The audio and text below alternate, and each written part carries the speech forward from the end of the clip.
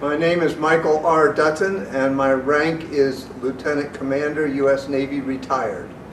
So then I went to a destroyer, the USS William R. Rush, DD-714.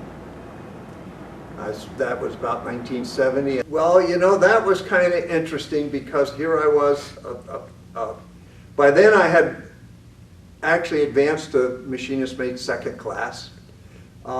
I was supposed to know everything there was to know about operating a steamship, and I had never actually operated one, never been in an engine room per se, except the prototype at nuclear power school, and that was a lot different from the power plant or the engineering spaces on a destroyer, and so it was a little intimidating at first.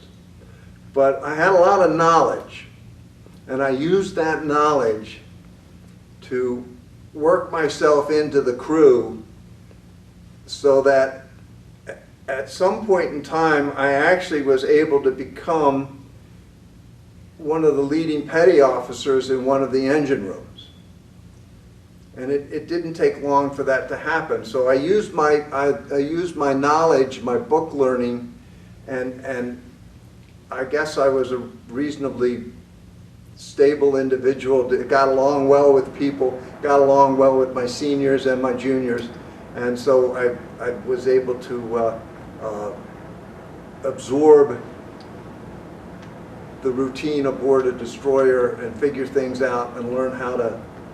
I had a good mentor. I had a first-class petty officer who was a good mentor, and he took me in hand and brought me up to speed, and then he I believe was the one who recommended that I be able to move out to the point where I was basically in charge of my own engine room for a while. So I was in charge of the after engine room, and he was in charge of the forward engine room. It was hard work, and it was again living in close quarters. I wasn't living at nuclear power prototype. I was living in a nice house on a lake in Massachusetts and going to the prototype in Connecticut, and it was kind of easy living that way. And then I got on board a ship, and it was close quarters. But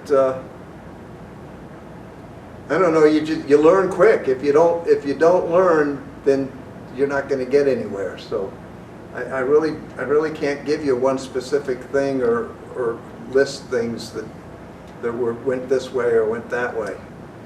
Well, the food, like I said, the food was basic, but it was healthy. One time you might have, you would always have eggs for breakfast, scrambled eggs if you wanted. Maybe every once in a while you would get a treat with an omelet or something like that, but it was usually either fried eggs or scrambled eggs. They also had oatmeal and things like that, but it was basic oatmeal. It wasn't the kind of oatmeal that you might get at home where they made it with milk. It was oatmeal that was made with water, so it had a different taste to it, and it wasn't quite as creamy.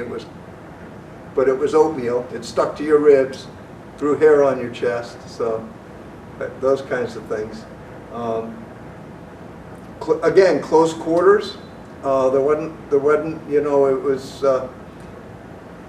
when the whole crew couldn't eat at once. We had to eat in shifts, and it all depended upon what watch you had. So you might be able to eat in the first seating or the second seating. You had to worry about how long you sat there and ate because somebody else wanted to come in and take your seat so they could eat, and you didn't want to be there too long.